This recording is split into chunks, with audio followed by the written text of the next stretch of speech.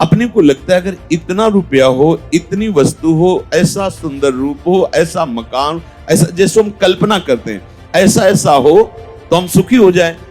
तो बहुत से लोग ऐसे हैं जो तुम कामना कर रहे हो वो उनको सहज में प्राप्त है, तो वो निष्काम हो जाना चाहिए। पर वो उससे बड़ी कामना कर रहे हैं, उससे बड़ी कामना, वो उससे बड़ी कामना। चित्त अशांत है, चित्त चंचल है, वहां सुख की संभावना भी नहीं है।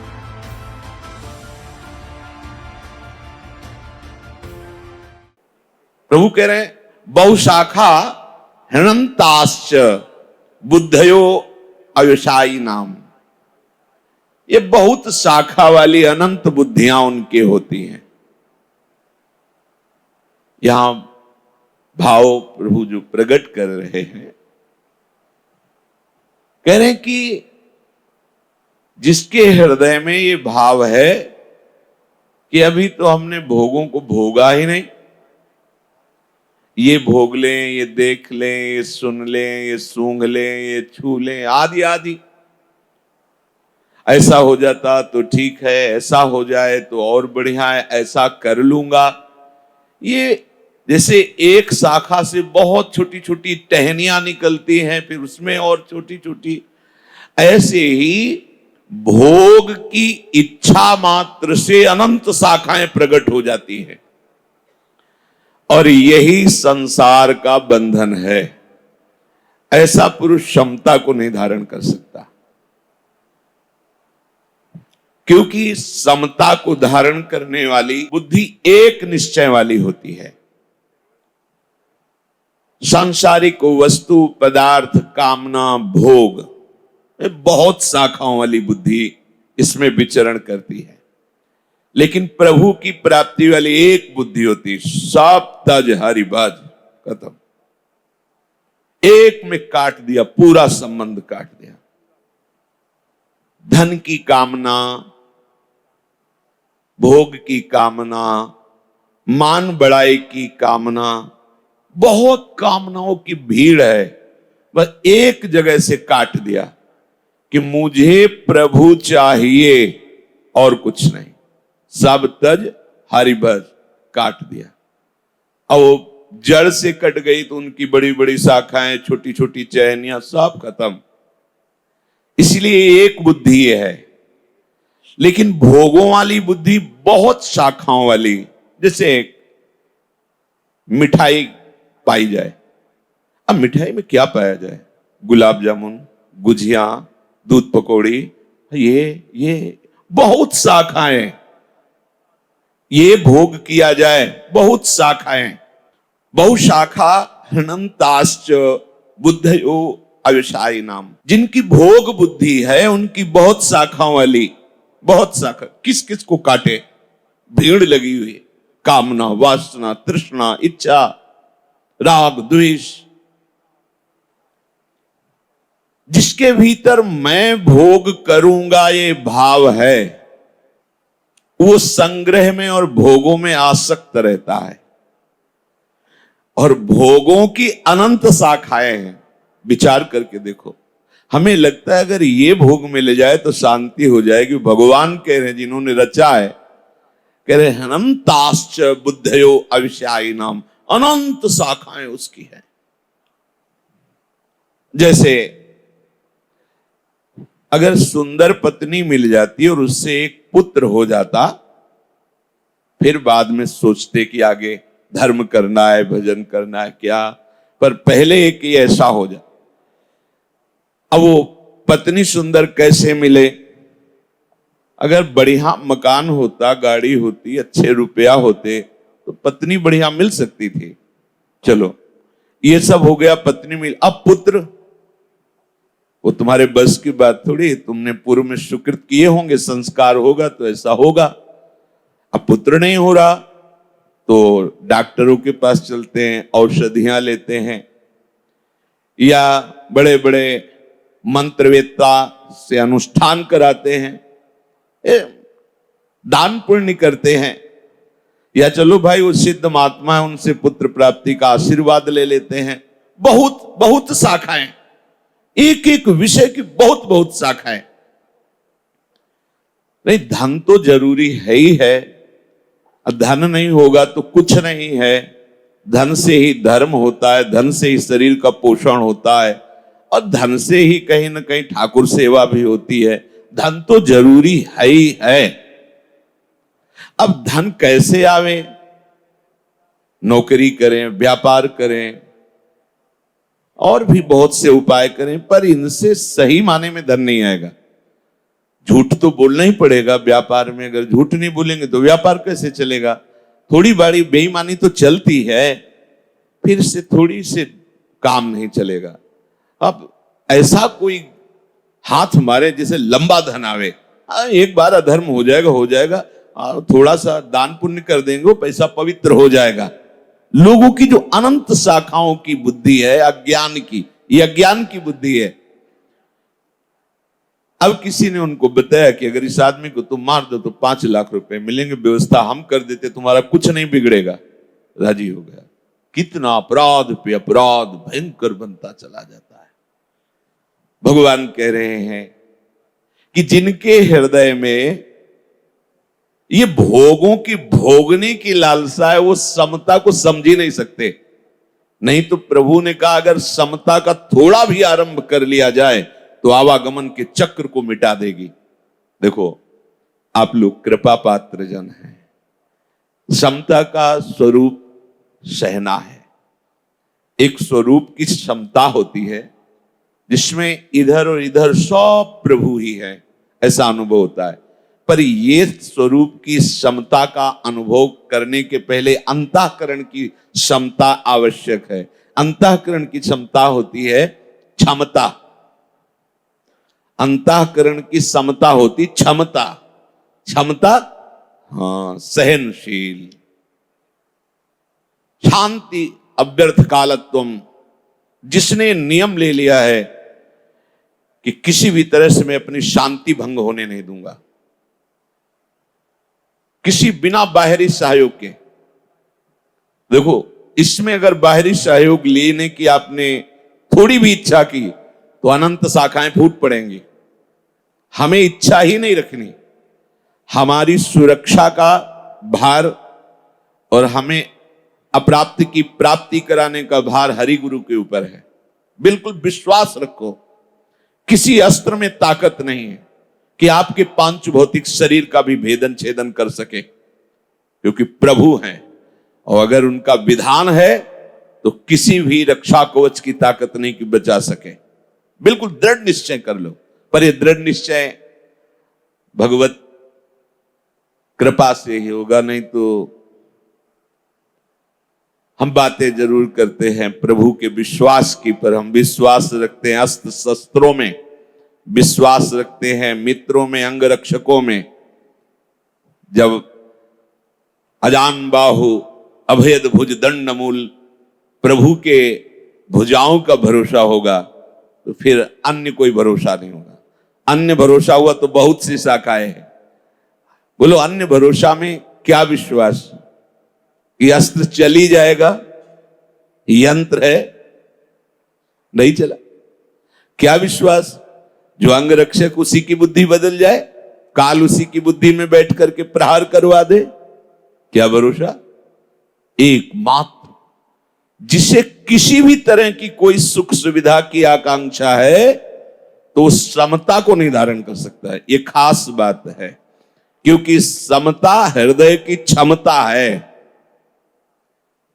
जब तक आप इस बात को स्वीकार नहीं करेंगे, भगवत मार्ग में आगे नहीं बढ़ पाएंगे। प्राय लड़खड़ा के यहीं गिर जाते हैं, राग द्वेष में ही गिर जाते हैं। बहुत बड़ा जाल है। राग द्वेष दोनों खोइए तब खोजिए पद निर्वाण, महापुरुषों ने कहा है। प्रभु कह रहे हैं कि पहले तो तुम्हें सत्संग के द्वारा यह निश्चय करना होगा। ये तुम्हारी जो बहुत शाखाओं वाली बुद्धि है, इसका त्याग किए बिना निश्चय नहीं होता। हमारी जो बुद्धि बहुत शाखाओं में फैली हुई है, उसका कारण ढूंढना होगा। हमारा बहुत शाखाओं में भ्रमण करने का कारण है सुख। हम कहीं भी किसी भी व्यक्ति से, वस्तु से, स्थान से या कहीं, उसका कारण होता है सुख भोगना। ध्यान दीजिए, पूरी की पूरी जीवन इसी में व्यतीत हो जाता है, सुख की खोज। और इधर सुख है नहीं, दुखालयम भगवान ने बनाया और मोटी हेडिंग में लिख दिया, दुखालयम अशाश्वतम, ये नाशवान है और दुखमय है।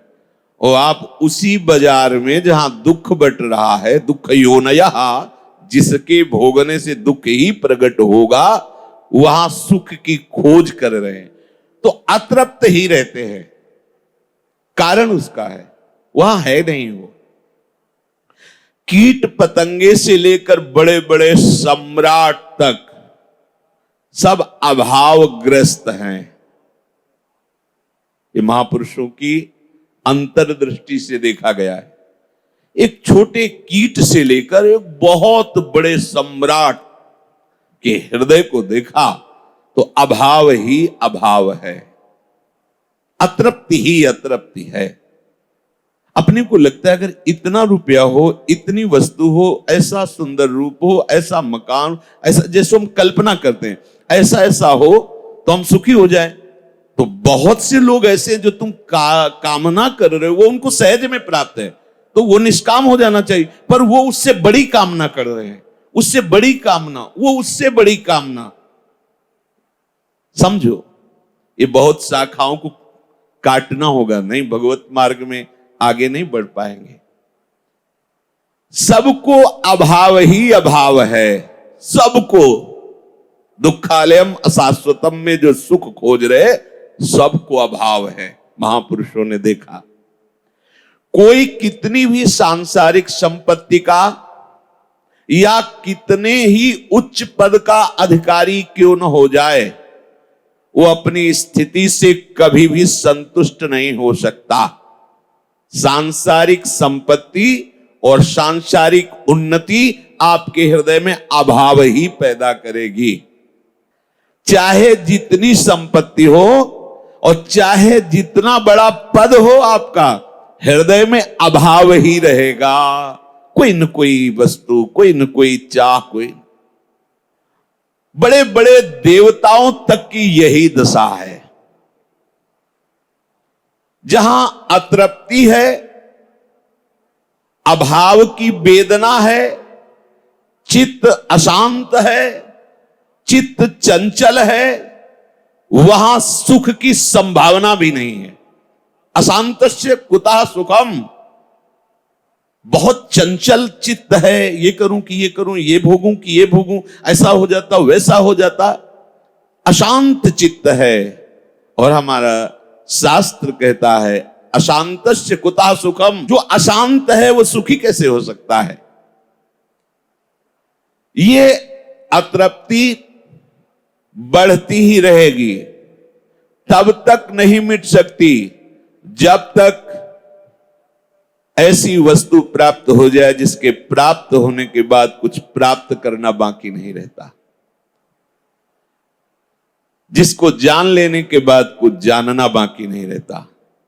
यही शांतस्य है, यही सुख है, यही परमानंद है। प्रभु को पा लेने के बाद कुछ पाना बाकी नहीं रहता और प्रभु को जान लेने के बाद कुछ जानना बाकी नहीं रहता। आप देखो, एक दिन चिंतन हो रहा था कि एक अंगूठी एक सोने की लर में बंटवारे में इधर से उधर हो गई तो भाई भाई के जान घातक हो जाते हैं। और वैराग्य की भावना मात्र आने से सब आभूषण ऐसे तिनके की तरह उतार कर छोड़ दिए, मुंडन करा लिया, रज लगा ली। तब विचार आता है कि देखो, प्रभु की अभी प्राप्ति नहीं हुई, प्राप्ति की तरफ कदम रखा, कैसी कैसी तृप्ति। अब मुझे ये सब नहीं चाहिए, ये जो मन भावे सो हमें। रज लगा ली, मुंडन करा लिया, क्या हो रहा है ये? अभी मिले तो नहीं ना प्रभु, लेकिन ये मार्ग ही ऐसा, इसमें कदम रखते ही ये सब तिनके के समान हो जाता है। सुरपति, नरपति, लोकपति, जिनके भाव है घास, तिनके के समान। कैसा आश्चर्य में होता है।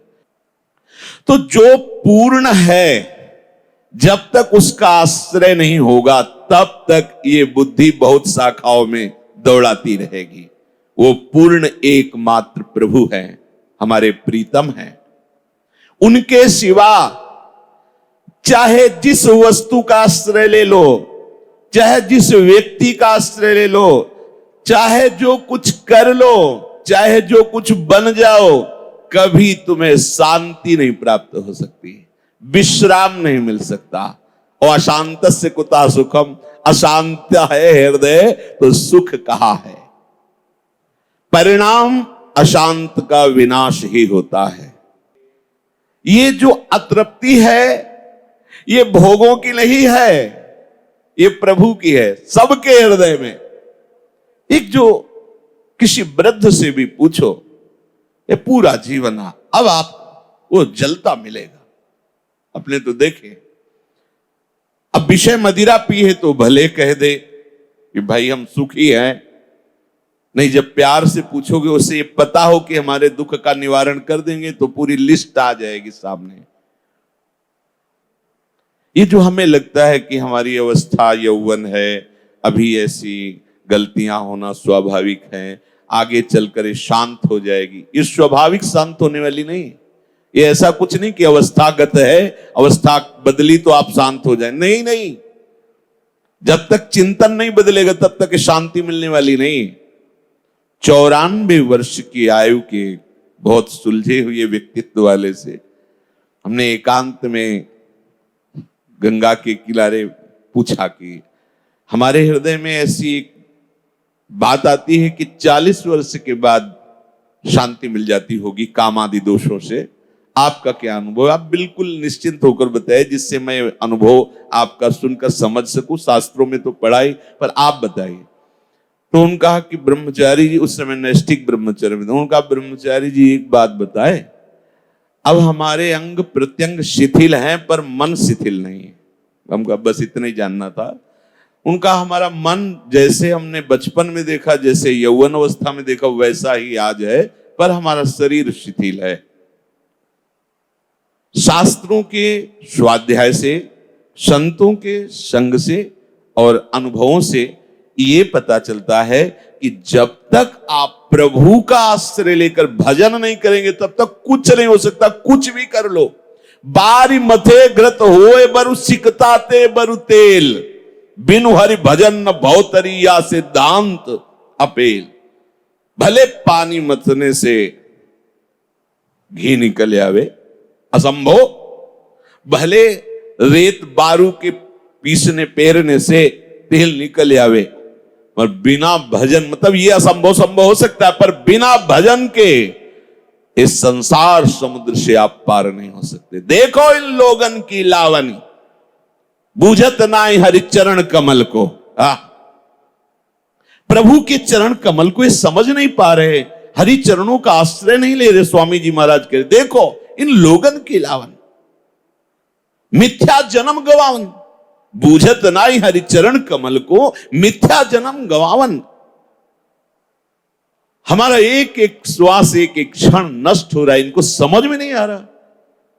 ये सुख शांति चाहते हैं और सुख शांति के समुद्र प्रभु को अपना नहीं मानते, इनका आश्रय नहीं लेते। अरे जब जमदूत आए घेरेंगे, करे आप मन भावन, करे हरिदास तबे चिरजीवो, जब कुंज विहारी चित भावन, तभी तुम्हें विश्राम मिलेगा। नहीं, यमदूत जब आएंगे तुम्हें लेने और अपनी मन भाई करेंगे, मार चलाएंगे, तब तुम्हारा ऐसा बुद्धि बल क्षीण हो जाएगा।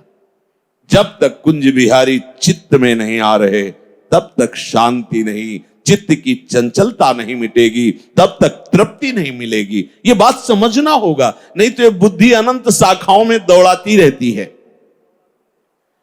भ्रमवश जीव जब तक भगवत प्राप्ति नहीं होती तब तक ऐसा ना मान ले कि मेरा भ्रम नष्ट हो गया है। जब वो कभी संत समागम से भगवत मार्ग में चलता भी है तो ऐसी ऐसी भोग सामग्री उसके सामने डाली जाती कि उसको लगता है कि आगे तो चलना ही है, थोड़ा विश्राम कर लेते हैं, अर्थात मनोरंजन कर लेते हैं, अर्थात भोग भोग लेते हैं। जहां उसके मन में ऐसी कल्पना आई, उसका लक्ष्य रुक गया। वो सोच रहा था कि मैं इस भोग को भोग के आगे चलूंगा, लेकिन वहां दीवार खड़ी हो गई, रास्ता ही बंद साइड से, फिर वही घूम के पहुंच जाएगा।